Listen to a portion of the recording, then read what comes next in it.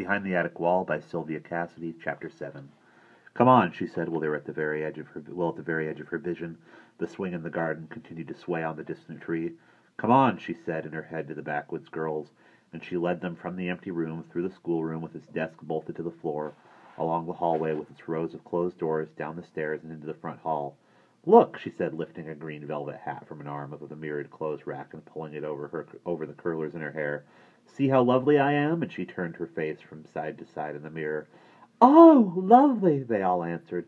And look, there's another lovely person with a hat just like yours. Yes, another person, and look, she does what I tell her to. Go away, she ordered into the mirror, and the image disappeared as Maggie conducted all 5 girls with their dirty, inquiring little faces along a hall, through a door, and into a blaze of light, the garden. Oh, how wonderful, she almost said herself as she glimpsed for the first time the proportions of the grounds behind the building.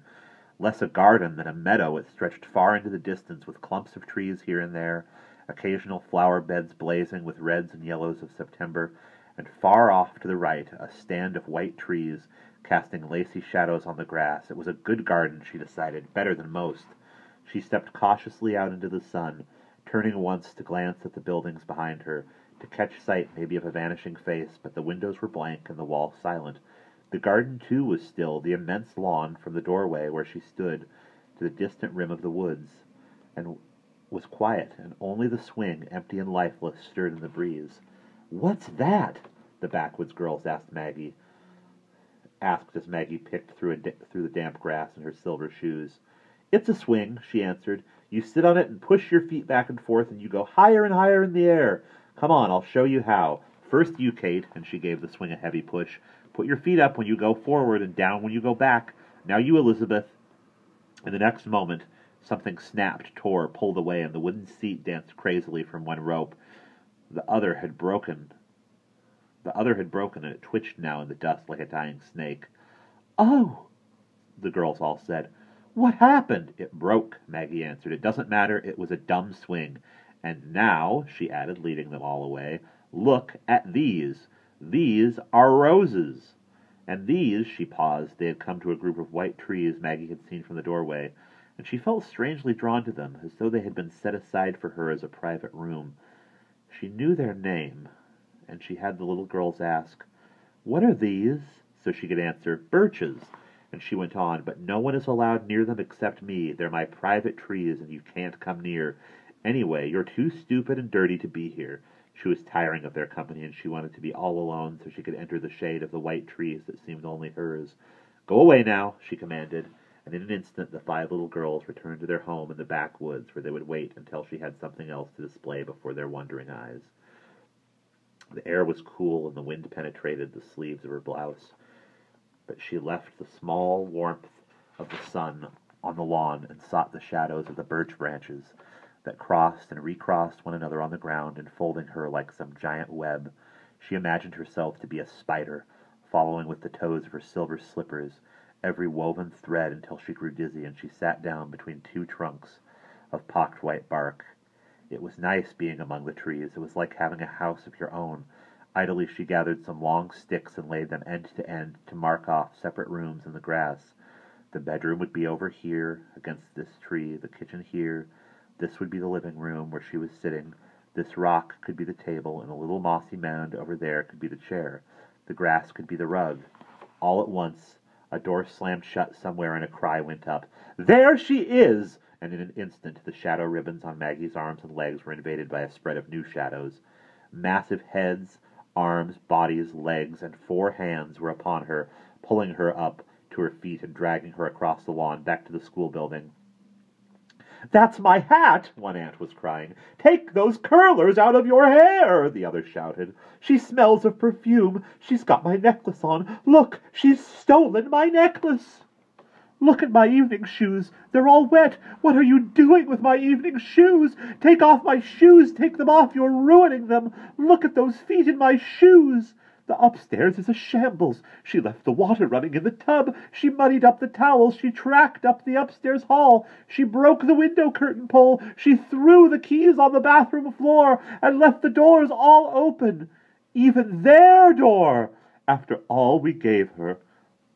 And after we gave her all those clothes And the doll. After I bought her that doll. She's a disgusting child. Disgusting. Enchanting. Maggie looked up quickly as this new tone in the storm of anger was surrounding. Maggie looked up quickly at this new tone in the storm of anger surrounding her. Absolutely enchanting. Uncle Morris was standing in the doorway. Stop, he commanded, and she didn't know whether he was directing his order to her or to her aunts. Stop right where I can see you. Good. I want to admire the effect. Step a little to the left now. Ah, perfect, he said. Perfect. A silver slipper on her foot, a ruby at her throat. Maggie stole a look at the necklace with its single red stone. Was it really a ruby? And at the evening slippers on her feet. The satin was darkened now with water and streaked green with grass juice. And blossoms in her hair, Uncle Morris continued. Be still, Morris! It was Aunt Lillian speaking now. She's stolen Harriet's necklace and ruined my best shoes and destroyed half the house, and you stand there reciting poetry. It did sound like poetry a little. Maggie wondered if someone had really written a poem about a girl who looked just like she did now, with a ruby bead at her throat and silver slippers on her feet. And blossoms. What were the blossoms? Oh, the curlers, the pink curlers, and blossoms in her hair. It was a mistake to bring her here. I told you, Morris, that it would be a mistake. Take her back to her room, Aunt Harriet said. Fingers were at the back of her shoulders now, and she shrank away, but someone was holding her still as the hat was taken from her head, the curlers tugged from her hair, the slippers pulled from her feet, and the tiny gold clasp at the back of her neck unlocked. Maggie was glad that the other girls in the school were not in sight. They would remember a scene like this and remind her of it later on. They would think up a name that would sting her with its memory. And among themselves, but within her hearing, they would talk about this moment, when all the things she had put on were torn from her body at once. It was a mistake bringing any child here after so many years, Aunt Lillian was saying, but this one is the worst. I knew the moment I set eyes on her she'd be impossible to handle. Impossible, Aunt Harriet agreed. It was a mistake to consider it. Impossible to handle, Aunt Lillian repeated. She should have been sent to some boarding school with trained supervisors to look after her. We're too old to take on such a burden ourselves. Maggie stared at them. She should have been sent to a boarding school? Then what was this? She looked from one face to the other until she understood at last that this was not a boarding school after all. There were no other girls here. The dormitory rooms upstairs were bare and their closets empty because no one lived in them. This was the house she had been promised all along. In this great stone building, she would live with no one but her two aunts and her uncle and the backwoods girls who spoke only silently in her head. And that is the end of Chapter 7.